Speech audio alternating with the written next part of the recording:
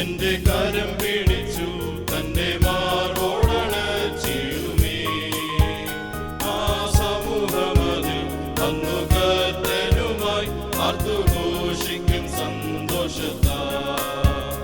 ആ സമൂഹമതിൽ അന്നു കർത്തനുമായി ആർത്തുഘോഷിക്കും സന്തോഷത്താൽ. ആനന്ദമേ പരമാനന്ദമേ ഇതു സ്വർഗീയ സന്തോഷമേ. ഈ പാർത്തലത്തിൽ സൃഷ്ടികർത്തനവൻ എന്റെ ഉള്ളത്തിൽ വന്നതിനാൽ.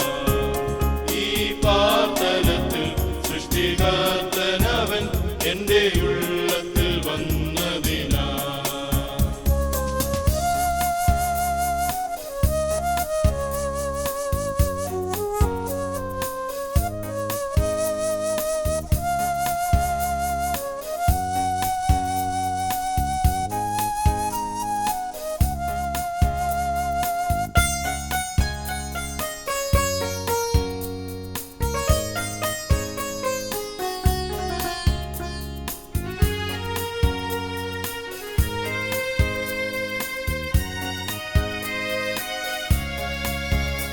എൻ പാവങ്ങളെ മുറ്റും കഴുകിടുവാൻ തൻ ജീവനെ നൽകിയവൻ വീണ്ടും വന്നിടുമേ മേഘവാഹനത്തിൽ കോടാകോടി തൻ ദൂതരുമായി.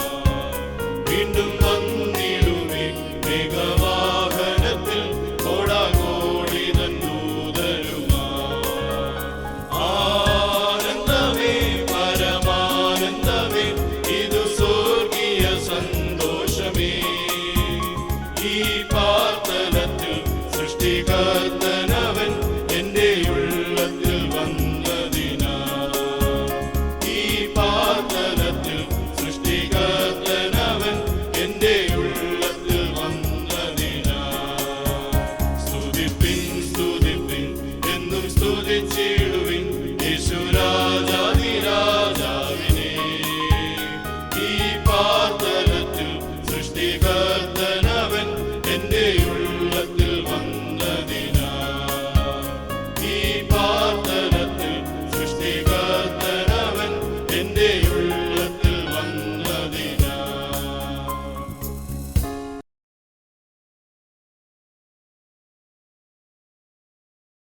നമുക്ക് പ്രാർത്ഥിക്കാം. പിതാവിനും പുത്രനും പരിശുദ്ധരുമായിരിക്കും സ്തുതി. തൻ്റെ സ്തുതികളാൽ ആകാശവും ഭൂമി നിറയപ്പെട്ടിരിക്കുന്ന ബലവാനായ ദൈവം തമ്പുരാൻ പരിശുദ്ധൻ പരിശുദ്ധൻ പരിശുദ്ധൻ ഉയരങ്ങളിൽ സ്തുതി.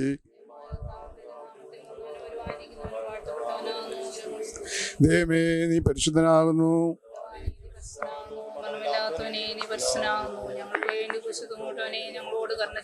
ദൈവമേ നീ പരിശുദ്ധനാകുന്നു.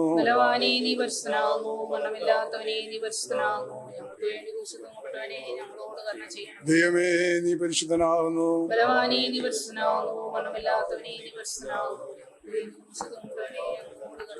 ഞങ്ങളുടെ കർത്താവേ ഞങ്ങളുടെ മേൽ കരുണ ചെയ്യണമേ. ഉണ്ടായി ഞങ്ങളോട് കരുണ. ദൈവമേ നിനക്ക് സ്തുതി. കർത്താവേ നിനക്ക് സ്തുതി. സ്വർഗസ്നായ ഞങ്ങളുടെ പിതാവേ, നിന്റെ രാജ്യം ഞങ്ങൾക്ക് ആവശ്യമുള്ള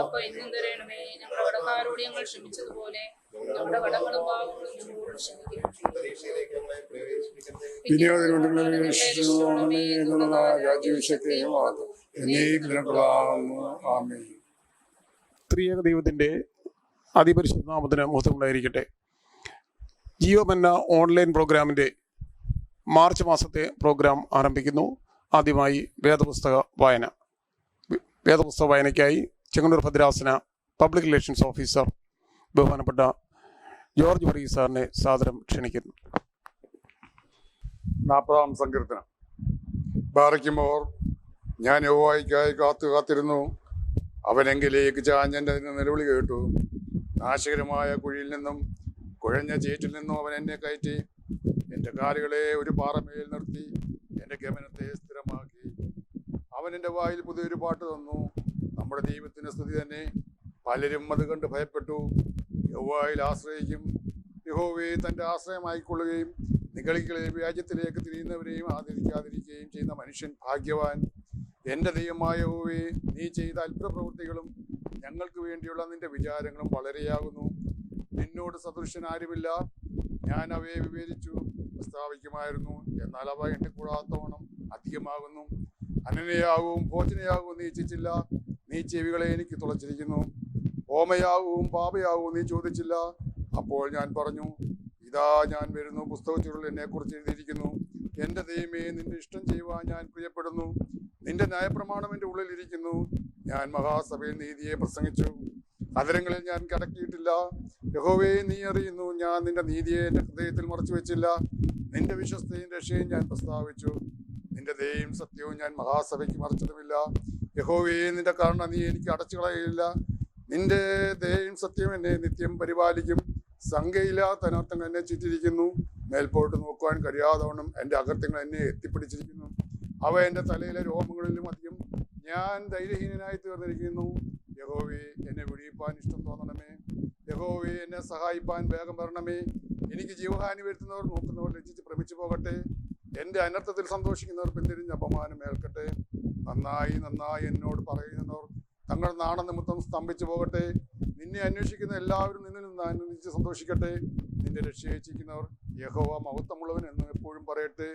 ഞാനോ എളിയവനും ദരിദ്രനുമാകുന്നു. എങ്കിലും കർത്താവേ, എന്നെ വിചാരിക്കുന്നു. നീ തന്നെ എൻ്റെ സഹായം, എന്നെ വിടിവിക്കുന്നതിനാകുന്നു. എൻ്റെ ദൈവമേ, താമസിക്കരുത്. ദൈവമേ, സ്തുതി നിനക്ക് യോഗ്യമാകുന്നു. പാറയ്ക്കുമോ. ഇപ്പോൾ സ്വാഗതം ആശംസിക്കുന്നതിനായി ചെങ്ങന്നൂർ ഭദ്രാസന പ്രാർത്ഥനാ യോഗത്തിന്റെ ജോയിന്റ് സെക്രട്ടറി ശ്രീമാൻ വർഗീസ് ഫിലിപ്പിനെ ആദരപൂർവ്വം ക്ഷണിക്കുന്നു. ദൈവത്തിന്റെ അതിപരിശുദ്ധ നാമം വാഴ്ത്തപ്പെടുമാറാകട്ടെ. ഭദ്രാസന സുവിശേഷ സംഘം ഭദ്രാസനത്തിലെ ആത്മീയ പ്രസ്ഥാനങ്ങളെ കോർത്തിണക്കി വിവിധങ്ങളായ പരിപാടികൾ സംഘടിപ്പിക്കുകയും ദൈവത്തിന്റെ മാറ്റമില്ലാത്ത വചനം വിരൽത്തുമ്പിൽ എത്തിക്കുന്ന ജീവമന്ന പ്രതിമാസ ഓൺലൈൻ പ്രോഗ്രാമിന് എല്ലാവിധമായ പിന്തുണയും ആശംസയും അറിയിച്ചുകൊണ്ട് എൻ്റെ കർത്തവ്യത്തിലേക്ക് ഞാൻ കടക്കുകയാണ്. ഈ യോഗത്തിന്റെ അധ്യക്ഷൻ ഭദ്രാസന സുവിശേഷ സംഘത്തിന്റെ പ്രസിഡന്റ് അഭിമന്യ ഡോക്ടർ മാത്യൂസ് മാർ തീമോത്തിയോസ് തിരുമേനിയെ യോഗത്തിലേക്ക് സുവിശേഷ സംഘത്തിന്റെ പേരിലും എൻ്റെ വ്യക്തിപരമായ പേരിലും സ്വാഗതം ചെയ്യുന്നു. ഇന്ന് ദൈവവചനം നമ്മളോട് സംസാരിക്കുന്നത് ദിവ്യവചനത്തിന്റെ ഭദ്രാസന കോർഡിനേറ്ററും മർത്തമയം സമാജത്തിന്റെ കേന്ദ്ര കമ്മിറ്റി അംഗവും ആല സെന്റ് ജോർജ് ഇടവക അംഗവും അതിലുപരി ചെങ്ങന്നൂർ ഭദ്രാസനത്തിന്റെ ഏത് പ്രോഗ്രാമിന്റെയും നിറസാന്നിധ്യമായ റേച്ചൽ കൊച്ചമ്മയാണ്. നമ്മുടെ ഭദ്രാസന പ്രാർത്ഥന യോഗത്തിന്റെ വൈസ് പ്രസിഡന്റ് രാജൻ വർഗീസച്ചന്റെ സഹധർമ്മിണിയാണ്. റേച്ചൽ കൊച്ചമ്മയെ ഈ യോഗത്തിലേക്ക് ഭദ്രാസന സുവിശേഷ സംഘത്തിന്റെ പേരിലും എൻ്റെ വ്യക്തിപരമായ പേരിലും ഹാർദവമായി സ്വാഗതം ചെയ്യുന്നു. സുവിശേഷ സംഘത്തിന്റെ ഡയറക്ടർ ബഹുമാനപ്പെട്ട ഡോക്ടർ നൈനാൻ കെ ജോർജ് അച്ഛനെയും ഈ യോഗത്തിലേക്ക് ഹാർദവമായി സ്വാഗതം ചെയ്യുന്നു. നമ്മുടെ ഭദ്രാസന സെക്രട്ടറി തിരുമേനിയോടൊപ്പം ചേർന്ന് പ്രവർത്തിക്കുന്ന പി കെ കോശി അച്ഛനെയും ഈ യോഗത്തിലേക്ക് ഹാർദവമായി സ്വാഗതം ചെയ്യുന്നു. നമ്മുടെ ഭദ്രാസന സുവിശേഷ സംഘത്തിന്റെ secretary professor A O Varghese സാറിനെയും നല്ല സുഷ്കാന്തിയോടെ ഭദ്രാസന സുവിശേഷ സംഘം നയിക്കുന്ന പ്രൊഫസർ എ ഒ വർഗീസ് സാറിനെയും ഈ യോഗത്തിലേക്ക് ഹാർദവമായി സ്വാഗതം ചെയ്യുന്നു. ഭദ്രാസനത്തിന്റെ PRO ജോർജ് വർഗീസ് സാറിനെയും ഈ യോഗത്തിലേക്ക് ഹാർദവമായി സ്വാഗതം ചെയ്യുന്നു. നന്ദി പറയുന്ന ഭദ്രാസന പ്രാർത്ഥനാ യോഗത്തിന്റെ ഇടവങ്കാട് ഡിസ്ട്രിക്ട് സെക്രട്ടറിയും പ്രാർത്ഥനാ യോഗത്തിന്റെ ശക്തമായ നേതൃത്വം കൊടുക്കുന്ന ബിനു ചാക്കോ അവരുകളെയും ഈ യോഗത്തിലേക്ക് ഹാർദവമായി സ്വാഗതം ചെയ്യുന്നു. ഈ വചനം സേവിക്കുന്ന വന്നിയ വൈദിക ശ്രേഷ്ഠർ, സഭയുടെ മാനേജിംഗ് കമ്മിറ്റി അംഗങ്ങൾ, സഭയുടെ കൗൺസിൽ അംഗങ്ങൾ, ദൂരെയും ചാരയുമായി ഈ വചനം സേവിക്കുന്ന എല്ലാവരെയും ഹാർദവമായി സ്വാഗതം ചെയ്യുന്നു. ഇത് ടെലിവിഷൻ റെക്കോർഡ് ചെയ്യുന്ന ബെഥേൽ ക്രിയേഷൻസിന്റെ പ്രിയപ്പെട്ട എല്ലാവരെയും സ്വാഗതം ചെയ്തുകൊണ്ട് എൻ്റെ വാക്കുകളിൽ നിന്ന് വിരമിക്കുന്നു. അടുത്തതായി ജീവമന്നയുടെ മാർച്ച് മാസത്തിലെ വചന ധ്യാന പരിപാടിയാണ്. ഈ പരിപാടിയിലേക്ക് ഇന്നത്തെ പ്രഭാഷണം നടത്തുന്നത് ആദരണീയായ റേച്ചൽ രാജൻ കൊച്ചമ്മയാണ്. കൊച്ചമ്മയെ ആദരപൂർവ്വം ക്ഷണിക്കുന്നു. ഒരു നിമിഷം നമുക്ക് നമ്മുടെ തലകളെ വണക്കാം. സ്നേഹവാനായ ദൈവമേ, സുഖസ്ഥനായ പിതാവേ, ഈ ദിവസത്തിൻ്റെ ഈ നല്ല സമയത്തിനായി ഞങ്ങൾ നിന്നെ സ്തുതിക്കുന്നു, സ്തോത്രം ചെയ്യുന്നു. അങ്ങയുടെ തിരുവചന ധ്യാനത്തിനായി അല്പസമയം ഞങ്ങൾ അങ്ങേ സന്നിധിയിലായിരിക്കാൻ ആഗ്രഹിക്കുന്നു. ഞങ്ങൾ കേൾക്കുന്ന വചനങ്ങൾ നല്ല സ്ഥലത്ത് വീണ വിത്തുകൾ പോലെ 30, 60, 100 മേനി ഫലമുണ്ടാക്കുവാൻ ഞങ്ങളെ സഹായിക്കണമേ. ഞങ്ങളുടെ കുറവുകളെ പോക്കണമേ, തെറ്റുകളെ ക്ഷമിക്കണമേ. ഞങ്ങളെ നിന്നിൽ നിന്ന് അകറ്റുന്നതായ സകലത്തിൽ നിന്നും ഞങ്ങളെ വിടുവിച്ചു കൊള്ളണമേ. എല്ലായ്പ്പോഴും നിന്നോട് ചേർന്ന് ജീവിക്കുവാൻ ഞങ്ങളെ സഹായിക്കണമേ. ആയത് ഞങ്ങൾ നിനക്കും നിന്റെ പിതാവിനും പരിശുദ്ധ റൂഹായിക്കും എന്നാളും സ്തുതി കരയേറ്റുവാനായിട്ട് തന്നെ. ആമേൻ. ത്രിയേക ദൈവത്തിൻ്റെ വന്യ തിരുനാമത്തിന് മഹത്വമുണ്ടാകട്ടെ. അഭിവന്യ തിരുമേനി, വന്യ വൈദിക ശ്രേഷ്ഠരെ, ദൂരത്തും ചാരത്തുമായി ഈ ധ്യാന ശുശ്രൂഷയിൽ പങ്കെടുക്കുന്ന ഏവരുമേ, ക്രിസ്തുയേശുവിൻ്റെ നിസ്തുല നാമത്തിൽ ഏവർക്കും സ്നേഹവന്ദനം. ദൈർഘ്യം കൊണ്ടും പ്രസക്തി കൊണ്ടും വലുതായ വലിയ നോമ്പെന്ന സ്വർഗീയ തീർത്ഥാടനത്തിൻ്റെ പരിസമാപ്തിയിലേക്ക് നാം എത്തിച്ചേർന്നിരിക്കുകയാണല്ലോ. കർത്താവിനോട് കൂടെ ആയിരിക്കാനും അവൻ്റെ സഹനത്തിൽ ഓഹരിക്കാരാകാനും ശൂന്യമായ മരക്കുരിശിനും ഒഴിഞ്ഞ കല്ലറയ്ക്കുമപ്പുറം പുനരുത്ഥാനത്തിൻ്റെതായ സന്തോഷം പങ്കിടുവാനായി നോക്കിപ്പാർത്തിരിക്കുന്ന കാലഘട്ടം. ശക്തമായ ആത്മതപനത്തിൻ്റെയും ലോകം, ജഡം, പിശാച് തുടങ്ങിയ തിന്മകളോടുള്ള പോരാട്ടത്തിൻ്റെയും കാലഘട്ടം. നമ്മുടെ മൃഗീയ വാസനകളെയെല്ലാം ദൈവിക വാസനകളായി പരിണമിപ്പിക്കേണ്ട കാലഘട്ടം. ദാനിയേൽ നോറ്റ നോമ്പ് മൃഗരാജനായ സിംഹത്തെ തന്നെയാണല്ലോ മെരുക്കിയെടുക്കുന്നത്. നമ്മുടെ ഗുണപരമായ പരിവർത്തനത്തിനുള്ള കാലമായി ഈ നോമ്പുകാലത്തെ നാം ഉപയോഗപ്പെടുത്തേണ്ടതാണ്. ഈ ആത്മതപനത്തിൻ്റെ നാളുകളിൽ നോമ്പാകുന്ന കൃപയുടെ പെട്ടകത്തിനുള്ളിലേക്ക് പ്രവേശിച്ച് രക്ഷ നേടുവാനാണ് സഭ നമ്മെ പഠിപ്പിക്കുന്നത്. പുറത്ത് സകല തിന്മകളെയും അഹന്തകളെയും മുക്കിക്കൊല്ലുന്ന പ്രളയമാണ്. അതുകൊണ്ട് തന്നെ ഈ നോമ്പിലൂടെ കൃപയാകുന്ന പെട്ടകത്തിലേക്ക് പ്രവേശിക്കുവാനാണ് സഭ നമ്മെ പഠിപ്പിക്കുന്നത്. എന്നാൽ 40 നാളുകൾക്ക് ശേഷം നോമ്പിൻ്റെ കിളിവാതിൽ തുറന്ന് പുറത്തേക്ക് നോക്കുമ്പോൾ നമ്മുടെ മുമ്പിൽ 2 സാധ്യതകളാണ് ഉള്ളത്. ഒന്ന്, വീണ്ടും മലിനതകളെ തേടി പറന്നകലുന്ന മലങ്കാക്കയാകണോ, അതോ വിശുദ്ധിയുടെയും സമാധാനത്തിൻ്റെയും പ്രതീകമായ ഒലിവ് കൊത്തുന്ന കുറുപ്രാവാകണോ? തീരുമാനം നമുക്ക് മാത്രമുള്ളതാണ്. ദൈവ സംസർഗ നിഷ്ഠകളിലൂടെ നമ്മുടെ ജീവിതത്തിലെ കുറവുകളെ തിരിച്ചറിയുവാനും അനുതപിക്കുവാനും അവയെ നമ്മുടെ ജീവിതത്തിൽ നിന്ന് തുടച്ചു മാറ്റുവാനും ദൈവത്തിൽ സമ്പൂർണമായി നമ്മെ തന്നെ സമർപ്പിച്ച് ഒരു പുതുക്കത്തിനും രൂപാന്തരത്തിനും ഉള്ള കാലഘട്ടമായി വേണം നാം ഓരോ നോമ്പുകാലവും പരിശ്രമിക്കുവാൻ. ഇതുപോലെയുള്ള ധ്യാന പ്രസംഗങ്ങളും നമ്മുടെ ഹൃദയത്തിൽ നിന്ന് ഉയരുന്ന ധ്യാനവും യാമപ്രാർത്ഥനകളും ദണ്ഡ നമസ്കാരങ്ങളും തിരുവചന വായനകളും കേൾവികളെല്ലാം ഇപ്രകാരം ഒരു രൂപാന്തരത്തിന് നമ്മെ നയിക്കുന്നതായിരിക്കണം. ഇന്നത്തെ ഈ തിരുവചന ശുശ്രൂഷ ധ്യാനം കേൾവിക്കാരുടെ ഹൃദയങ്ങളെ രൂപാന്തരപ്പെടുത്തണമേ എന്ന പ്രാർത്ഥനയോടെ ഇന്നത്തെ ചിന്താ വിഷയത്തിലേക്ക് കടക്കട്ടെ. വെളിപ്പാട് പുസ്തകം 3-ാം അധ്യായം 14 മുതൽ 21 വരെയുള്ള വാക്യങ്ങളെ ആധാരമാക്കി അതിൻ്റെ 20-21 വാക്യങ്ങൾ കുറിവാക്യമായി അല്പനേരം ചിന്തിക്കുവാനാണ് ഞാൻ ദൈവത്തിൽ ശരണപ്പെടുന്നത്. ഞാൻ വാതിൽക്കൽ നിന്ന് മുട്ടുന്നു. ആരെങ്കിലും എൻ്റെ ശബ്ദം കേട്ട് വാതിൽ തുറന്നാൽ ഞാൻ അവൻ്റെ അടുക്കൽ ചെന്ന് അവനോടും അവൻ എന്നോടും കൂടെ അത്താഴം കഴിക്കും.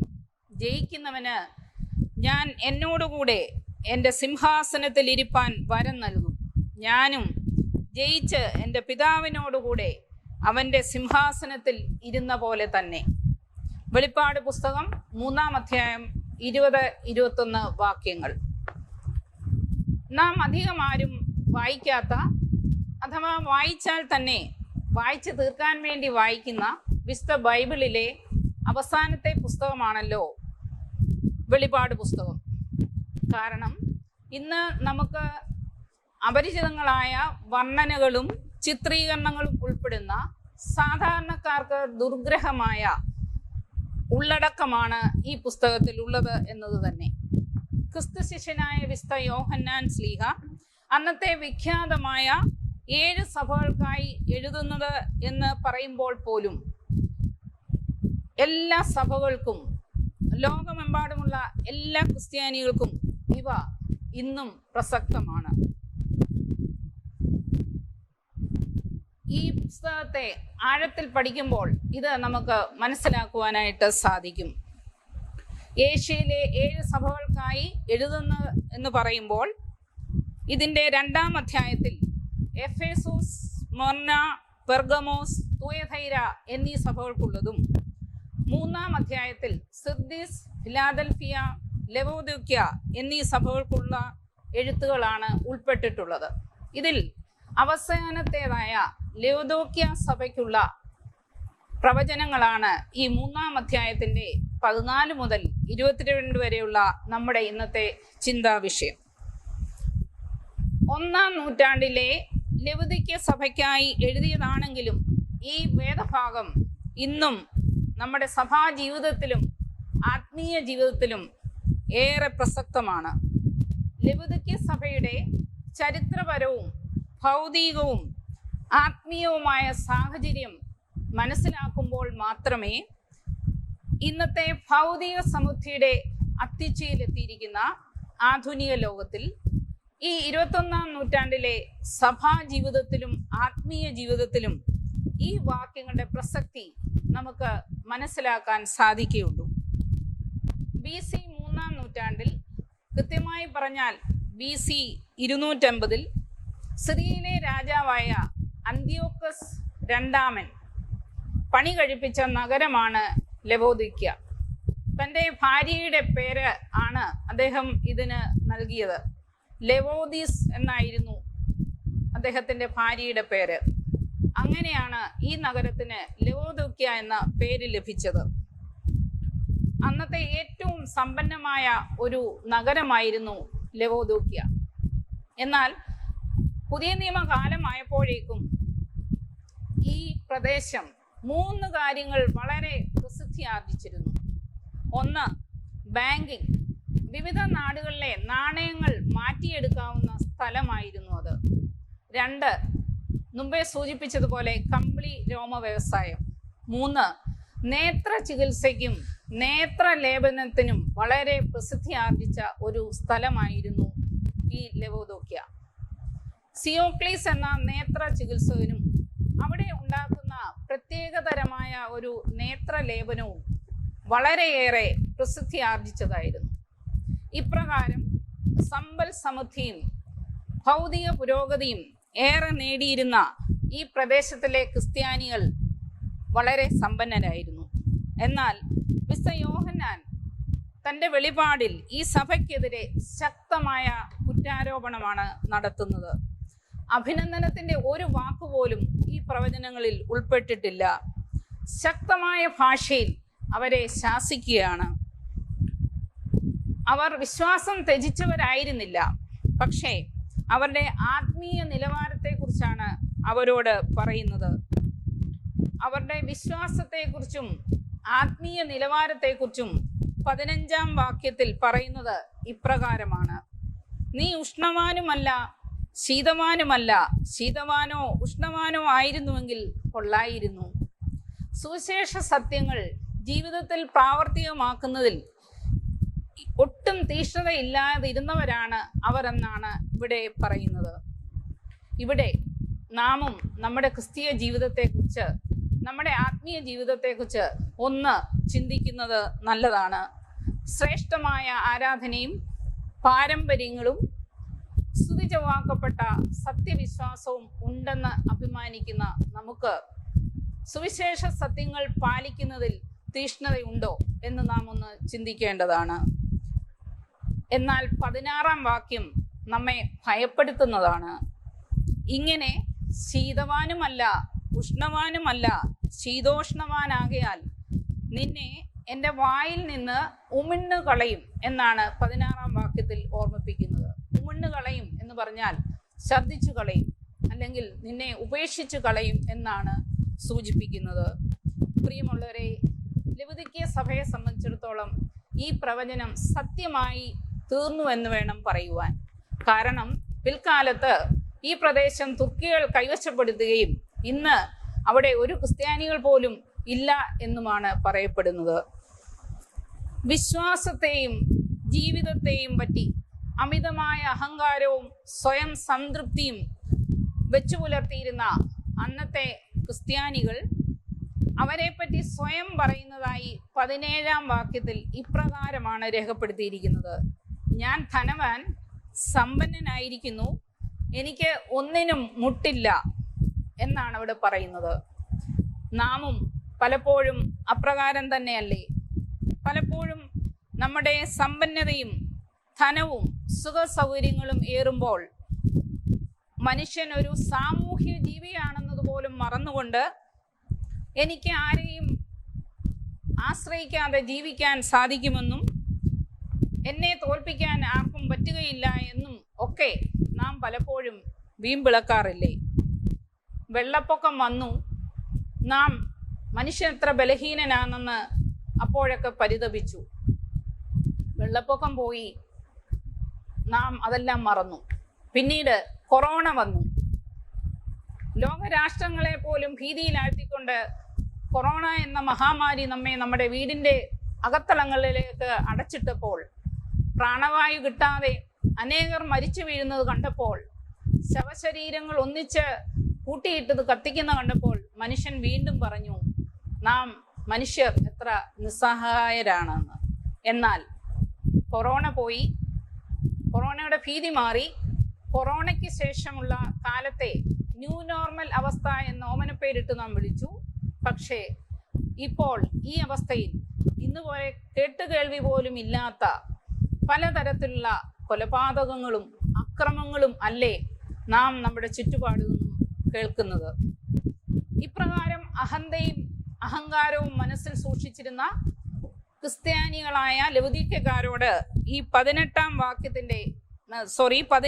വാക്യത്തിന്റെ ബാക്കി ഭാഗത്ത് പറയുന്നത് പ്രത്യേകം ശ്രദ്ധിക്കുക: നീ നിർഭാഗ്യവാനും അരിഷ്ടനും ദരിദ്രനും കുരുടനും നഗ്നനും ആണെന്നാണ്. ലവുദീക്യക്കാരുടെ അന്നത്തെ സാഹചര്യം എടുത്തുകൊണ്ട് ഇതിൽ ഒന്ന് എടുത്ത് പരിശോധിച്ചാൽ വളരെ രസകരമായി നമുക്ക് തോന്നും. ഒന്നാമതായി, വളരെ സമ്പന്നർ, ധനികർ, ഒന്നിനും മുട്ടില്ലാത്തവർ എന്ന് അഹങ്കരിച്ചിരുന്ന ആ ദേശത്തിലെ ക്രിസ്ത്യാനികളോടാണ് പറയുന്നത്, നീ ദരിദ്രനാണ് എന്ന്. AD 61 അതിശക്തമായ ഭൂകമ്പത്തിൽ ഈ നഗരത്തിൽ വലിയ നാശനഷ്ടങ്ങളാണ് ഉണ്ടായത്. എന്നാൽ മറ്റാരുടെയും സാമ്പത്തിക സഹായമില്ലാതെ ഇവർ വീണ്ടും ആ നഗരം സ്വയമായി കെട്ടിപ്പടുത്തുവെന്നാണ് ചരിത്രം സാക്ഷിക്കുന്നത്.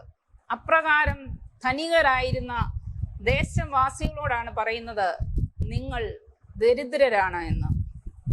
രണ്ടാമതായി, നേത്ര ചികിത്സയ്ക്കും നേത്രലേപനത്തിനും പ്രസിദ്ധി ആർജിച്ച നേത്രലേപനം വിവിധ നാടുകളിലേക്ക് കയറ്റി അയച്ചിരുന്ന ദേശവാസികളോട് അവിടെ നേത്രരോഗികൾ ആരും തന്നെ ഇല്ലായിരുന്നു എന്ന് വേണം പറയാൻ. അപ്രകാരമുള്ള ദേശവാസികളോട് പറയുകയാണ്, നിങ്ങൾ കുരുടരാണ് എന്ന്.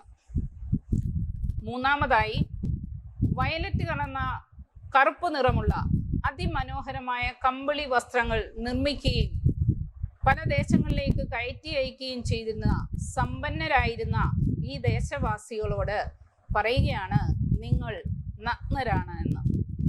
പ്രിയമുള്ളവരെ, നമുക്ക് ഉണ്ട് എന്ന് നാം വിശ്വസിക്കുന്ന, അഭിമാനിക്കുന്ന അല്ലെങ്കിൽ അഹങ്കരിക്കുന്ന പലതും നമുക്ക് ഇല്ല, നമ്മുടെ ആത്മീയ ജീവിതത്തിലും ക്രിസ്തീയ ജീവിതത്തിലും ഇല്ല എന്ന ഒരു ഓർമ്മപ്പെടുത്തലാണ് കർത്താവ് ഈ വരികളിലൂടെ നമ്മുടെ മുമ്പിൽ വെക്കുന്നത്. ഈ കുറവുകളെ കണ്ടുപിടിക്കുവാൻ കർത്താവ് നമ്മെ സഹായിക്കും. 18-ാം വാക്യം അപ്രകാരമാണ് പറയുന്നത്: ദരിദ്രരും നഗ്നരും കുരുടരുമായിരിക്കുന്ന ഇവർക്ക് അവരുടെ കുറവുകളെ പരിഹരിക്കുവാൻ കർത്താവ് 3 മാർഗങ്ങൾ ഉപദേശിച്ചു കൊടുക്കുകയാണ്. 18-ാം വാക്യം ഇപ്രകാരമാണ്: നീ സമ്പന്നൻ ആകേണ്ടതിന് തീയിൽ ഊതിക്കഴിച്ച പൊന്നും നിന്റെ നഗ്നതയുടെ ലജ്ജ ആകാതെ വണ്ണം ധരിക്കേണ്ടതിന് വെള്ളയുടുപ്പും നിനക്ക് കാഴ്ച ലഭിക്കേണ്ടതിന് കണ്ണിൽ എഴുതുവാൻ ലേപനവും എന്നോട് വിലയ്ക്ക് വാങ്ങുവാൻ ഞാൻ നിന്നോട് പറയുന്നു. നിനക്കുണ്ടെന്ന് അഭിമാനിക്കുന്ന സമ്പന്നതയൊന്നും നിനക്ക് പോരാ. നീ ദരിദ്രനാണ്, കുറവുള്ളവനാണ്. അതുകൊണ്ടാണ് പറയുന്നത്, നീ സമ്പന്നനാകേണ്ടതിന് ഊതിക്കഴിച്ച പൊന്ന് വാങ്ങണം എന്ന്. അതെന്താണ് ഈ ഊതിക്കഴിച്ച പൊന്ന്? അത് ദൈവവചനമാണ്. ദൈവവചനം പൊന്നിലും തങ്കത്തിലും ആഗ്രഹിക്കത്തക്കത്, തേനിലും തേൻകട്ടയിലും മാധുര്യമേറിയതെന്ന് സങ്കീർത്തനം 19-ാം അധ്യായം 10-ാം വാക്യത്തിൽ കൂടി നമ്മെ ഓർമ്മിപ്പിക്കുന്നുണ്ടല്ലോ. ലോകത്തിലുള്ള സമ്പത്തിനെ ആശ്രയിക്കാതെ ആത്മാവിൽ ദരിദ്രരായി യഹോവയുടെ ന്യായപ്രമാണത്തെ രാപ്പകൽ ധ്യാനിക്കുന്ന ഭാഗ്യവാനായി തീരുവാനാണ് ഇവിടെ ഉപദേശിക്കുന്നത്. 1 പത്രോസ് 1:7 അഴിഞ്ഞു പോകുന്നതും തീയിൽ ശോധന കഴിക്കുന്നതുമായ പൊന്നിനേക്കാൾ നിങ്ങളുടെ വിശ്വാസത്തിന്റെ പരിശോധന വിലയേറിയതെന്ന് പരിശുദ്ധ പത്രോസ്ലീഹ നമ്മെ ഓർമ്മിപ്പിക്കുന്നു. ദൈവത്തിലും ദൈവവചനത്തിലും വിശ്വസിച്ച് ദൈവവിഷയമായി സമ്പന്നത നേടിക്കൊണ്ട് വിശ്വാസത്താൽ ആർജിക്കുന്ന അമൂല്യമായ ദൈവകൃപയിൽ സമ്പന്നരാകുവാനാണ് ഇവിടെ കർത്താവ് നമുക്ക് മുന്നറിയിപ്പ് നൽകുന്നത്. രണ്ടാമതായി, നഗ്നത മറയ്ക്കുവാൻ വെള്ളവസ്ത്രം വാങ്ങണം എന്ന് ഉപദേശിക്കുന്നു. എന്ന് വെച്ചാൽ വിശുദ്ധ മാമോദീസായിൽ കൂടെ ലഭിച്ച പുതുജീവിതത്തിൻ്റെ ആത്മീയ വസ്ത്രം നഷ്ടപ്പെട്ടിരിക്കുന്നു. അതിനാൽ നിങ്ങൾ നഗ്നരാണ്. വിശുദ്ധ ജീവിതമാകുന്ന വെള്ളവസ്ത്രം വാങ്ങി ധരിക്കാനാണ് ഉപദേശിക്കുന്നത്. വെള്ള നിലയങ്കി ധരിച്ച് കയ്യിൽ കുരുത്തോലയും ഏന്തി നിൽക്കുന്ന വിശ്വന്മാരായ മഹാപുരുഷന്മാരെ കുറിച്ച് വെളിപ്പാട് പുസ്തകം 7:9 തന്നെ സൂചനയുണ്ടല്ലോ. മൂന്നാമതായി, കണ്ണിന് കാഴ്ചയ്ക്ക് ലേപനം വാങ്ങുവാനായി അവരെ ഉപദേശിക്കുകയാണ്. ആത്മീയമായി അന്ധത ബാധിച്ചിരിക്കുന്ന ക്രിസ്ത്യാനികൾക്ക് അവരുടെ ആത്മീയ പാപ്പരത്വവും നഗ്നതയും കാണുവാൻ സാധിക്കുന്നില്ല. അതുകൊണ്ട് കാഴ്ചയ്ക്കുള്ള ലേപനം വാങ്ങാൻ പറയുകയാണ്. എന്താണ് കാഴ്ചയ്ക്കുള്ള ലേപനം? അത് പാപമോചനമാണ്. ഹൃദയവിശുദ്ധിയുള്ളവർ ഭാഗ്യവാന്മാർ, അവർ ദൈവത്തെ കാണും എന്ന് വിശുദ്ധ മത്തായിയുടെ സുവിശേഷം 5-ാം അധ്യായം 8-ാം വാക്യത്തിൽ കൂടി നമ്മുടെ കർത്താവ് നമ്മെ പഠിപ്പിക്കുന്നുണ്ടല്ലോ. പാപമോചനം പ്രാപിച്ച് ഹൃദയവിശുദ്ധിയോടെ ക്രിസ്തുവിലേക്ക് തിരിയുമ്പോൾ മാത്രമേ ആത്മീയ അന്ധത മാറുകയുള്ളൂ. 19-ാം വാക്യത്തിൽ ഒരു മുന്നറിയിപ്പാണ് നൽകുന്നത്. എനിക്ക് പ്രിയമുള്ളവരെ ഒക്കെയും ഞാൻ ശാസിക്കുകയും ശിക്ഷിക്കുകയും ചെയ്യുന്നു. ആകയാൽ നീ ജാഗ്രതയുള്ളവനായിരിക്കുക, മാനസാന്തരപ്പെടുക. മാനസാന്തരപ്പെട്ട് ജാഗ്രതയോടെ ദൈവത്തിലേക്ക് തിരിയുമ്പോൾ മാത്രമേ ദൈവത്തെ കാണുവാൻ സാധിക്കുകയുള്ളൂ എന്ന് അവിടെ കർത്താവ് മുന്നറിയിപ്പ് കൊടുക്കുകയാണ്. 20-21 വാക്യങ്ങൾ, ഞാൻ വാതിൽക്കൽ മുട്ടുന്നു, ആരെങ്കിലും എൻ്റെ ശബ്ദം കേട്ട് വാതിൽ തുറന്നാൽ ഞാൻ അവൻ്റെ അടുക്കൽ ചെന്ന് അവനോടും അവൻ എന്നോടും കൂടി അത്താഴം കഴിക്കും.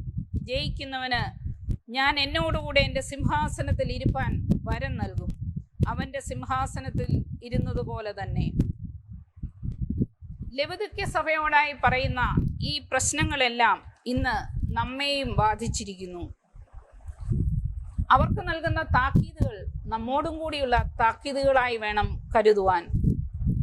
ലവുദിക്യ സഭയെ അപഗ്രഥിച്ചതുപോലെ നമ്മുടെ സഭാ ജീവിതത്തെയും ആത്മീയ ജീവിതത്തെയും ഒന്ന് അപഗ്രഥിച്ച് മനസ്സിലാക്കുന്നത് നമ്മുടെ തിരിച്ചറിവിനും തിരിച്ചുപോക്കിനും തീർച്ചയായും നമ്മെ സഹായിക്കും. ഇന്ന് നമ്മുടെ ആത്മീയത ബാഹ്യമായ പ്രകടനങ്ങളും പ്രദർശനങ്ങളുമായി മാറിയിരിക്കുകയല്ലേ എന്ന് നാം ഒന്ന് ചിന്തിക്കണം. പണക്കൊഴുപ്പിൻ്റെ അഹങ്കാരങ്ങളും ആഘോഷങ്ങളും കടന്നുകൂടിയിട്ടില്ലേ എന്ന് നാം ഒന്ന് ചിന്തിക്കണം. പെരുന്നാളുകൾ പോലും നമുക്ക് ആചരണങ്ങളല്ല ആഘോഷങ്ങളായി മാറിയിരിക്കുകയല്ലേ ഒന്ന് ചിന്തിക്കുക. നമ്മുടെ എല്ലാം ഭവനങ്ങളുടെ പൂമുഖവാതുക്കൽ നമ്മൾ ക്രിസ്തുവിൻ്റെ മനോഹരമായ ഒരു ചിത്രം അലങ്കാര ദീപങ്ങളൊക്കെ വെച്ച് സ്ഥാപിക്കാറുണ്ടല്ലോ. നാം ക്രിസ്ത്യാനി ആണ് എന്നതിനുള്ള ഏക തെളിവ് അത് മാത്രമാണോ? ക്രിസ്തുവിനെ നമ്മുടെ വീടിൻ്റെ കാവൽക്കാരനായി അങ്ങനെ ഇരുത്തിയിരിക്കുകയാണ്. എന്നാൽ നമ്മുടെ ഭവനങ്ങൾക്കുള്ളിലേക്ക്, അവിടെ വസിക്കുന്ന നമ്മുടെ ഹൃദയങ്ങൾക്കുള്ളിലേക്ക് ക്രിസ്തുവിന് നാം ഇടം കൊടുത്തിട്ടുണ്ടോ? ക്രിസ്തുവിന് അവിടെ പ്രവേശിക്കുവാൻ സാധിക്കുന്നുണ്ടോ? നമ്മുടെ പെരുമാറ്റം കൊണ്ടും സംസാരം കൊണ്ടും ജീവിത ശൈലി കൊണ്ടും മറ്റുള്ളവരെ ദൈവത്തിലേക്ക് ആകർഷിക്കുവാൻ, മറ്റുള്ളവർക്ക് ദൈവത്തെ കാണിച്ചു കൊടുക്കുവാൻ നമുക്ക് സാധിക്കുന്നുണ്ടോ? സെസിൽ നോർത്ത് കോട്ട് എന്ന് പറയുന്ന ഒരു സുവിശേഷകൻ ഇപ്രകാരം ഒരു സംഭവ കഥ രേഖപ്പെടുത്തിയിട്ടുണ്ട്.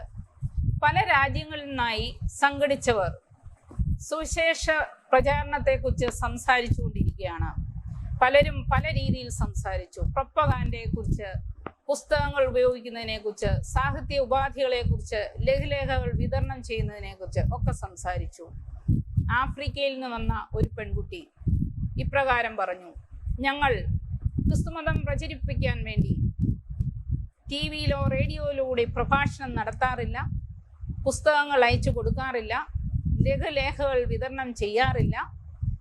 പകരം ഞങ്ങൾ ഒരു ക്രിസ്തീയ കുടുംബത്തെ അങ്ങോട്ട് അയക്കുന്നു. അവർ അവിടെ താമസിച്ച് ആ ഗ്രാമം ക്രിസ്തീയമാക്കുന്നു. എത്ര മനോഹരമായ സാക്ഷ്യമാണിത്! നമുക്ക് നമ്മുടെ ജീവിത രീതി കൊണ്ട് മറ്റുള്ളവർക്ക് ക്രിസ്തുവിനെ കാണിച്ചു കൊടുക്കുവാനോ മറ്റുള്ളവരെ ക്രിസ്തുവിലേക്ക് ആകർഷിക്കുവാനോ സാധിക്കുന്നോ എന്ന് നാം പരിശോധിക്കേണ്ടതാണ്. ഇന്ന് നമുക്ക് ഹോളിവുഡ്, അതായത് വിശുദ്ധമായ മരക്കുരിശ്, അതിൻ്റെ സ്നേഹം, വിനയം, ക്ഷമ, വ്യവസ്ഥാരഹിതമായ ദൈവസ്നേഹം, അഗാപ്പെ എന്ന ദൈവസ്നേഹം, ഇതൊന്നും ഇന്ന് നമുക്ക് വേണ്ട. പകരം നമുക്ക് മറ്റൊരു ഹോളിവുഡ് മതി. ആദ്യം ഞാൻ സൂചിപ്പിച്ച ഹോളിവുഡ് HOLY ഹോളിവുഡ് ആണ്. എന്നാൽ രണ്ടാമത് പറഞ്ഞത് HOLLY ഹോളിവുഡ് ആണ്. ഹോളിവുഡിൻ്റെ മാസ്മരിക ലോകവും വർണ്ണപ്രപഞ്ചവും അവിടുത്തെ സമ്പന്നതയും ആഘോഷങ്ങളും നേട്ടങ്ങളും സ്വാർത്ഥതകളും ഇതൊക്കെ മതി ഇന്ന് നമുക്ക്. നാം ഒന്ന് നമ്മെ തന്നെ വിലയിരുത്തേണ്ടതാണ്. കർത്താവ് ഇപ്പോഴും നമ്മുടെ ഹൃദയവാതിക്കൽ മുട്ടിക്കൊണ്ടിരിക്കുകയാണ്. തുറക്കാൻ നമുക്ക് മടിയാണ്. കാരണം കർത്താവ് ഇഷ്ടമില്ലാത്ത പലതും നമ്മുടെ ജീവിതത്തിൽ നിന്ന് നമുക്ക് മാറ്റിക്കളയേണ്ടതായി വരും. നമ്മൾ ഉള്ളിൽ സൂക്ഷിച്ചിരിക്കുന്ന നമ്മുടെ അഹന്തകൾ, നമ്മുടെ പകകൾ, നമ്മുടെ പിണക്കങ്ങൾ, നമ്മുടെ അസൂയകൾ, അത്യാഗ്രഹങ്ങൾ, നമ്മുടെ ലൗകിക ചിന്തകൾ, ഇതൊക്കെ നമ്മുടെ ഹൃദയത്തിൽ നിന്ന് മാറ്റിക്കളയേണ്ടി വരും. അപ്പോൾ ലോകപ്രകാരം ജീവിക്കുവാൻ നമുക്ക് പ്രയാസമായി വരും. അപ്പോൾ ഹൃദയവാതിക്കൽ മുട്ടുന്ന ക്രിസ്തുവിൻ്റെ സ്വരം കേൾക്കാൻ നമുക്ക് ആശങ്കയാണ്. ക്രിസ്തുവിൻ്റെ ഇമ്പസ്വരം നാം കേൾക്കുകയില്ല. പകരം നാം മറ്റൊരു സ്വരം പെട്ടെന്ന് കേൾക്കും. പിൻവാതിൽ മുട്ടുന്ന ഒരാളുടെ സ്വരം. അത് കേട്ട് നാം പെട്ടെന്ന് തന്നെ വാതിൽ തുറന്നു കൊടുക്കും. സാത്താൻ്റെ സ്വരം, സാത്താൻ്റെ പ്രലോഭനങ്ങൾ. അപ്പോൾ ലോകപ്രകാരം ജീവിക്കുവാൻ നമുക്ക് വളരെ എളുപ്പമാണ്. നിങ്ങളുടെ പ്രതിയോഗിയായ പിശാച് അലറുന്ന സിംഹം പോലെ ആരെ വിഴുങ്ങേണ്ടു എന്ന് തിരഞ്ഞ് ചുറ്റി നടക്കുന്നു. വിശ്വാസത്തിൽ സ്ഥിരതയുള്ളവരായി അവനോട് എതിർത്ത് നിൽപ്പീനെന്ന് പരിശുദ്ധ പത്രോസ്ലീഹ തൻ്റെ 1-ാം ലേഖനം 5-ാം അധ്യായം 8-9 വാക്യങ്ങൾ കൂടി നമ്മെ ഓർമ്മിപ്പിക്കുന്നുണ്ടല്ലോ. നമ്മുടെ ഹൃദയത്തിന് പുറത്ത് നിർത്തിയിരിക്കുന്ന ക്രിസ്തുവിനെ വാതിൽ തുറന്ന് അകത്തേക്ക് കയറ്റുവാനുള്ള ശ്രമമാണ് അനുദിനം ഓരോ ക്രിസ്ത്യാനിയിൽ നിന്നും ഉണ്ടാകേണ്ടത്. അതുകൊണ്ടാണ് ദൈവത്തിൽ വിശ്രമിക്കുന്നതുവരെ നമുക്ക് വിശ്രമം ഇല്ല എന്ന് സെന്റ് അഗസ്റ്റീൻ എന്ന സഭാപിതാവ് നമ്മളുടെ ആത്മീയ ജീവിതത്തെക്കുറിച്ച് നമ്മെ പഠിപ്പിക്കുന്നത്. ആത്മീയതയുടെ ആദ്യ പാഠങ്ങളായി നമ്മുടെ മുമ്പിൽ കോറിയിട്ടിരിക്കുന്ന ഒരു പ്രവാചക വാക്യം എന്നെ ഏറെ ആകർഷിച്ചിട്ടുണ്ട്. മീഖ 6:8. മനുഷ്യ, നല്ലതെന്തെന്ന് ഞാൻ നിനക്ക് കാണിച്ചു തന്നിരിക്കുന്നു. ന്യായം പ്രവർത്തിപ്പാനും ദയാതൽപരനായി ഇരുപ്പാനും നിന്റെ ദൈവത്തിന്റെ സന്നിധിയിൽ താഴ്മയോടെ നടപ്പാനുമല്ലാതെ എന്താകുന്നു ഞാൻ നിന്നോട് ചോദിക്കുന്നത്? മീഖ പ്രവചനം 6-ാം അധ്യായം 8-ാം വാക്യം. ആത്മീയതയുടെ അടിസ്ഥാന പ്രമാണങ്ങളായി 3 കാര്യങ്ങളാണ് പ്രവാചകൻ ഇവിടെ രേഖപ്പെടുത്തുന്നത്. 1, ന്യായം പ്രവർത്തിക്കുക. 2, ദയാതൽപരനായിരിക്കുക. 3, ദൈവസന്നിധിയിൽ താഴ്മയോടെ നടക്കുക. ഏതൊരു മതത്തിൻ്റെയും ആത്മീയതയുടെ അടിസ്ഥാന പ്രമാണങ്ങളായി സ്വീകരിക്കാവുന്നവയാണ് ഈ 3 പ്രമാണങ്ങൾ. പക്ഷേ ഇന്ന് നമ്മുടെ സമൂഹത്തിൽ, നമ്മുടെ ഇടവകളിൽ, എന്തിന് നമ്മുടെ കുടുംബങ്ങളിൽ പോലും ഈ അടിസ്ഥാന പ്രമാണങ്ങൾ പാലിക്കുന്നില്ല എന്നത്, നിലനിൽക്കുന്നില്ല എന്നത് ഒരു ദുഃഖ സത്യമായി അവശേഷിക്കുന്നു. നമ്മളുടെ കുടുംബങ്ങളിൽ പോലും നീതി നിഷേധങ്ങളും ദയാരാഹിത്യങ്ങളുമാണ്. കുടുംബനാഥനാകേണ്ടവർ കുടുംബനാശകരാകുന്ന അവസ്ഥ. എത്രയെത്ര കൊലപാതകങ്ങൾ, എത്രയെത്ര ആത്മഹത്യകൾ, മൊബൈൽ ഫോൺ, മാധ്യമങ്ങൾ, സോഷ്യൽ മീഡിയ തുടങ്ങിയവയുടെ ദുരുപയോഗം മൂലമുണ്ടാകുന്ന പ്രശ്നങ്ങൾ, ഒപ്പം തന്നെ മദ്യം, മയക്കുമരുന്ന് തുടങ്ങിയ ശിഥില ശക്തികളുടെ സ്വാധീനം മൂലമുണ്ടാകുന്ന പ്രശ്നങ്ങൾ. എത്രയെത്ര കുടുംബങ്ങളാണ് കണ്ണുനീരിലാണ്ട് കിടക്കുന്നത്. സൗഹൃദവും കരുണയും പരസ്പര വിശ്വാസവും ആഹ്ലാദ നിമിഷങ്ങൾ സമ്മാനിക്കേണ്ട, ഊഷ്മളമായ ജനാധിപത്യത്തിൻ്റെ തണൽ വീശേണ്ട നമ്മുടെ ക്യാമ്പസുകളിൽ നിന്ന് പോലും എത്ര ദുഃഖകരമായ വാർത്തകളാണ് പുറത്തേക്ക് വരുന്നത്.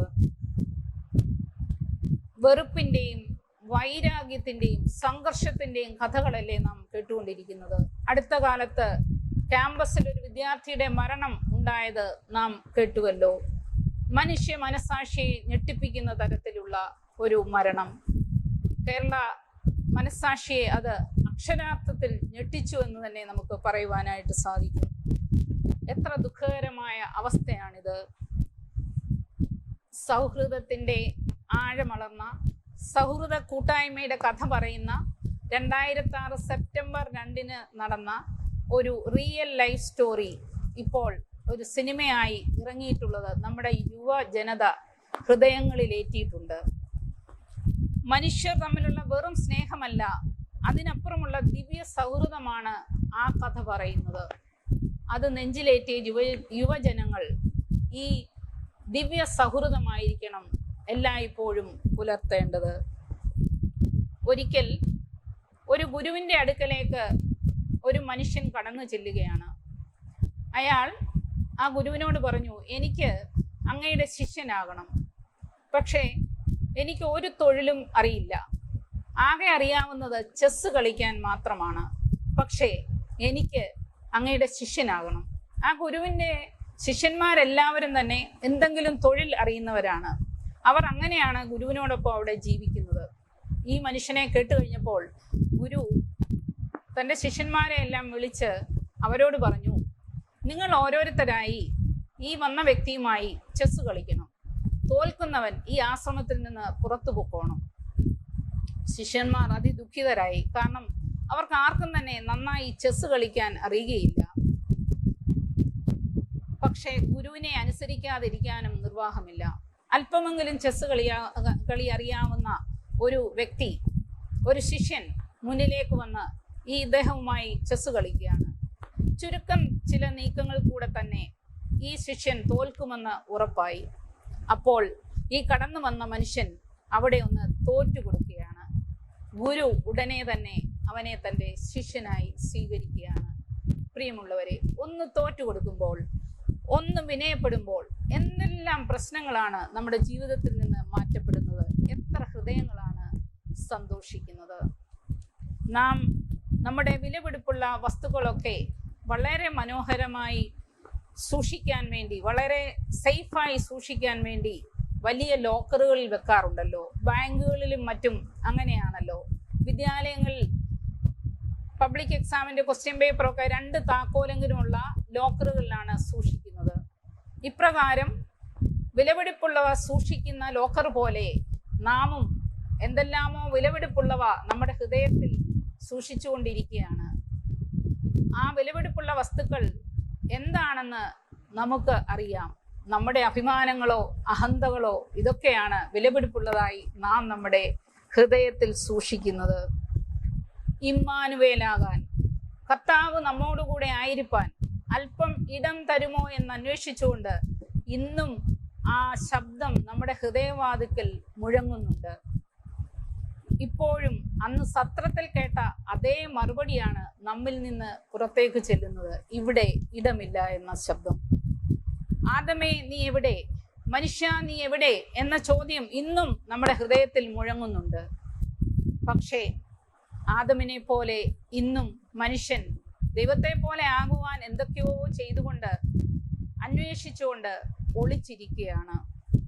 ഹൃദയവാതിൽക്കൽ മുട്ടുന്ന ക്രിസ്തുവിൻ്റെ സ്വരം കേൾക്കുവാൻ തക്കവണ്ണം ആ താക്കോലുകൾ എന്ന് എടുത്ത് തുറന്നു കൊടുത്താൽ അതിമനോഹരമായി നമ്മുടെ മുമ്പിൽ വെച്ചിരിക്കുന്ന വാഗ്ദാനങ്ങൾ നമ്മിൽ നിറവേറ്റപ്പെടും. പക്ഷേ ഹൃദയവാതിൽ തുറക്കാനുള്ള താക്കോൽ എന്താണ്? ഹൃദയവാതിൽ തുറക്കാനുള്ള ഒന്നാമത്തെ താക്കോലാണ് അനുതാപം. എബ്രായ ഭാഷയിൽ ഷൂബ് എന്നും യവന ഭാഷയിൽ മെറ്റനോയ എന്നും 2 പദങ്ങളാണ് അനുതാപത്തിന് വേണ്ടി ഉപയോഗിച്ചിരിക്കുന്നത്. ദൈവത്തിലേക്ക് മടങ്ങി വരിക എന്ന ആശയമാണ് ഈ 2 പദങ്ങൾക്കും ഉള്ളത്. തൻ്റെ വഴിതെറ്റൽ തിരിച്ചറിഞ്ഞ് ദൈവവുമായുള്ള സജീവമായ കൂട്ടായ്മ ബന്ധത്തിലേക്കും ദൈവാഭിമുഖ്യത്തിലേക്കും തിരിയുന്നതാണ് അനുതാപത്തിൻ്റെ അർത്ഥപൂർണമായ അവസ്ഥ. വിസ്മൃതമായ ഔഷധം എന്നാണ്, ദ ഫൊർഗോട്ടൻ മെഡിസിൻ എന്നാണ് അനുതാപത്തെക്കുറിച്ച് ഒരു സഭാപിതാവ് വിശേഷിപ്പിച്ചിരിക്കുന്നത്. ഈ ഔഷധം കഴിക്കാൻ നാം മറന്നുപോയിരിക്കുകയാണ്. കാരണം നമുക്ക് പാപം എന്ന രോഗം ഇല്ല എന്നാണ് നമ്മളുടെ ചിന്ത. 1 യോഹന്നാൻ 1-ാം അധ്യായം 8-9 വാക്യങ്ങൾ നമ്മെ പ്രബോധിപ്പിക്കുന്നത് ഇപ്രകാരമാണ്: നമുക്ക് പാപം ഇല്ല എന്ന് നാം പറയുന്നുവെങ്കിൽ നമ്മെ തന്നെ വഞ്ചിക്കുന്നു, സത്യം നമ്മിൽ ഇല്ലാതെയായി. നമ്മുടെ പാപങ്ങളെ ഏറ്റുപറയുന്നുവെങ്കിൽ അവൻ നമ്മോട് നമ്മുടെ പാപങ്ങളെ ക്ഷമിച്ച് സകല അനീതിയും പോക്കി നമ്മെ ശുദ്ധീകരിപ്പാൻ തക്കവണ്ണം വിശ്വസ്തനും നീതിമാനും ആകുന്നു. നാം പാപം ചെയ്തിട്ടില്ല എന്ന് പറയുന്നുവെങ്കിൽ അവനെ അസത്യവാദിയാക്കുന്നു, അവൻ്റെ വചനം നമ്മിൽ ഇല്ലാതെയായി എന്നാണ് ഈ ഭാഗത്ത് പറയുന്നത്. നമ്മിൽ പാപം ഇല്ല എന്ന് പറഞ്ഞ് ദിനവും അനുദിനവും നാം ദൈവത്തെ അസത്യവാദിയാക്കുകയല്ലേ ചെയ്യുന്നത്. പാപം നമ്മെ ദൈവത്തിൽ നിന്ന് അകറ്റും. പാപത്തിൽ ജീവിക്കുന്നതാണ് ആത്മീയ മരണം. അതുകൊണ്ടാണ് മുടിയൻ പുത്രനെ കുറിച്ച് പിതാവ് പറഞ്ഞത് ഇവൻ മരിച്ചവനായിരുന്നുവെന്ന്. എന്നാൽ അനുതപിച്ച് തിരിച്ചു വന്നപ്പോൾ അവനെക്കുറിച്ച് പറഞ്ഞത് വീണ്ടും ജീവിച്ചുവെന്ന്. ഈ അനുതാപവും തിരിച്ചുവരവുമാണ് നമുക്ക് ആവശ്യം. യെശയ്യാ പ്രവചനം 29-ാം അധ്യായം 13-ാം വാക്യത്തിൽ ഇപ്രകാരം പറയുന്നു: ഈ ജനം അടുത്തു വന്ന് വായ് കൊണ്ടും അധരം കൊണ്ടും എന്നെ ബഹുമാനിക്കുന്നു, എങ്കിലും തങ്ങളുടെ ഹൃദയത്തെ അവർ എങ്കിൽ നിന്ന് ദൂരത്ത് അകറ്റി വെച്ചിരിക്കുന്നു. എന്നോടുള്ള അവരുടെ ഭക്തി മനഃപ്പാഠമാക്കിയ മാനുഷ്യ കൽപ്പനയത്രേ എന്ന് പറയുന്നു.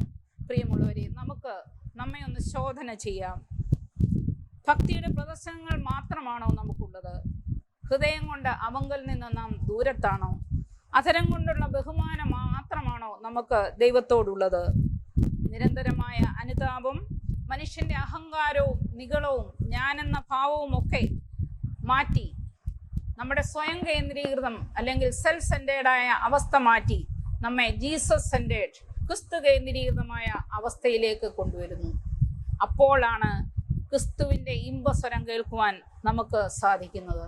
അപ്പോഴാണ് നമ്മുടെ ഹൃദയത്തിൽ ക്രിസ്തുവിന് ഇടം കൊടുക്കുവാൻ നമുക്ക് സാധിക്കുന്നത്.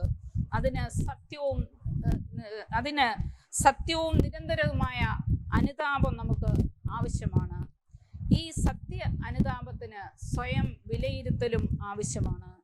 നിരന്തരമായ അനുതാപ ബോധം ഒരുവന് അവൻ്റെ ചിന്തകളെയും പ്രവർത്തനങ്ങളെയും നിയന്ത്രിക്കുവാനായിട്ട് സഹായിക്കും.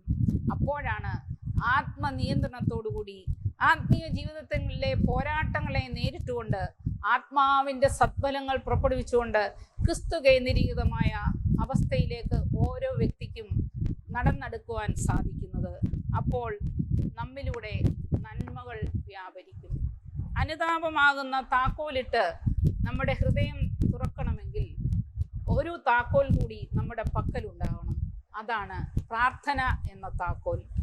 അനുതാപവും പ്രാർത്ഥനയും പരസ്പര ബന്ധിതമാണ്. നമ്മെ സംബന്ധിച്ചിടത്തോളം പ്രാർത്ഥന എന്ന് പറയുന്നത് ദൈവത്തിൻ്റെ സന്നിധിയിൽ നമ്മുടെ ആവശ്യങ്ങളുടെ ഭാണ്ഡക്കെട്ട് അഴിച്ചു വെക്കുന്നത് മാത്രമാണ്. എന്നാൽ നിരന്തരമായ ദൈവ സാന്നിധ്യ ബോധത്തോടും വിശുദ്ധിയോടും കൂടെ ജീവിക്കുന്നതിനുള്ള കൃപയാർജിക്കലാണ് യഥാർത്ഥമായ പ്രാർത്ഥന. ദൈവ സംസർഗത്തിൽ ജീവിതാവസാനം വരെ ജീവിക്കുന്നതിനുള്ളതാണ് പ്രാർത്ഥന എന്ന് പറയുന്നത്. സീനായിലെ വിശുദ്ധ ഗ്രിഗോറിയോസ് ഇപ്രകാരം പറയുന്നുണ്ട്: പരിശുദ്ധാത്മാവിനെ അറിയുക എന്നതാണ് പ്രാർത്ഥനയുടെ ആത്യന്തിക ലക്ഷ്യം എന്ന്. പ്രിയമുള്ളവരെ, ദൈവസന്നിധിയിൽ പ്രാർത്ഥിക്കാൻ പോയ രണ്ടുപേരെ നമുക്ക് നല്ല പരിചിതമാണ്. സ്വയം നീതീകരിച്ചുകൊണ്ട് പ്രാർത്ഥിപ്പാൻ പോയ പരീശനും അനുതാപത്തോടും പാപബോധത്തോടും കൂടെ ദൈവസന്നിധിയിൽ ചെന്നു നിന്ന ചുങ്കക്കാരനും. ചുങ്കക്കാരൻ നീതീകരിക്കപ്പെട്ടവനായി ദൈവസന്നിധിയിൽ നിന്ന് പോകുന്നു. അങ്ങനെ പ്രാർത്ഥനയിലൂടെ നീതീകരിക്കപ്പെടുമ്പോൾ മാത്രമേ ഹൃദയവാതിൽക്കൽ മുട്ടുന്ന യേശുവിൻ്റെ ഇമ്പസ്വരം നമുക്ക് കേൾക്കുവാനായിട്ട് സാധിക്കത്തുള്ളൂ. അപ്പോഴാണ് ഒന്നിച്ച് അത്താഴം കഴിക്കുന്ന, ഒന്നിച്ച് സിംഹാസനത്തിരിക്കുന്ന ഭാഗ്യമായ അവസ്ഥയിലേക്ക് നമുക്ക് എത്തിച്ചേരുവാനായി സാധിക്കുന്നത്. അതായിരിക്കണം നമ്മുടെ ക്രിസ്തീയ ജീവിതത്തിൻ്റെ ആത്യന്തിക ലക്ഷ്യം. അതിനുള്ള പരിശ്രമമായിരിക്കണം നമ്മുടെ ഓരോ ദിനത്തെയും ജീവിതം. ഞാൻ എൻ്റെ വാക്കുകളിൽ നിന്ന് വിരമിക്കുകയാണ്. വെളിപ്പാട് പുസ്തകം 3-ാം അധ്യായം 14 മുതൽ 22 വരെയുള്ള വാക്യങ്ങളെ ആധാരമാക്കി നാം ചിന്തിച്ചു.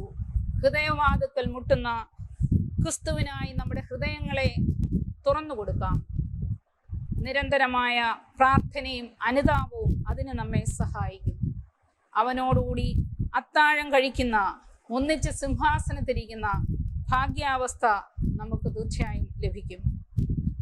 ദൈവമേ, എൻ്റെ ഹൃദയം ഒരു ഇലയാക്കി അനുതാപത്താൽ അതൊന്ന് വാട്ടിയെടുത്ത് തമ്പുരാൻ നൽകുന്ന വഴിച്ചോറിൽ നിന്ന് ഒരൽപ്പം എൻ്റെ അവശേഷിക്കുന്ന യാത്രകൾക്കായി പൊതിഞ്ഞെടുക്കാൻ ഈ നോമ്പുകാലത്ത് എന്നെ സഹായിക്കണമേ എന്ന് നമുക്ക് ഓരോരുത്തർക്കും ആത്മാർത്ഥമായി പ്രാർത്ഥിക്കാം.